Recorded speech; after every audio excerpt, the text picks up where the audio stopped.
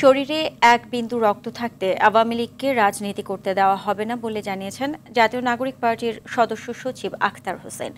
রাজধানীর শাহবাগে ঢাকা মহানগর এনসিপির উদ্যোগে বিক্ষোভ সমাবেশে তিনি একথা বলেন। এনসিপির অবস্থান সেনাবাহিনীর বিরুদ্ধে নয়, বরং আওয়ামী লীগের বিরুদ্ধে, এমন মন্তব্য করেন এনসিপির দক্ষিণাঞ্চলের আহ্বায়ক হাসনাত আব্দুল্লাহ।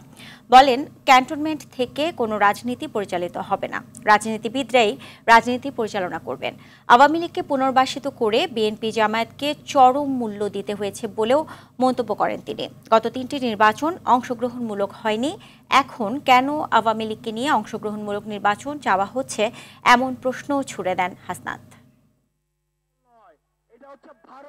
গত 16টা বছর যেভাবে নগ্ন হস্তক্ষেপ করেছেন, যেভাবে রাজনীতি ক্যান্টনমেন্টের বিভিন্ন দপ্তর উপদপ্তরের মধ্য দিয়ে আপনারা রাজনীতিতে যেভাবে নোংর হস্তক্ষেপ করেছেন, 24 পরবর্তী বাংলাদেশে রাজনীতি নিয়ন্ত্রণ করবে শুধুমাত্র রাজনীতিবিদরা।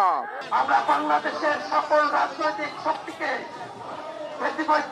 সকল চক্রকে আমরা আহ্বান জানাই, রাজনৈতিক ভাবে জাতীয় ঐক্যমতের ভিত্তিতে সেই জুলাই আওয়ামী লীগকে নিষিদ্ধ করার কথা উল্লেখ করতে হবে।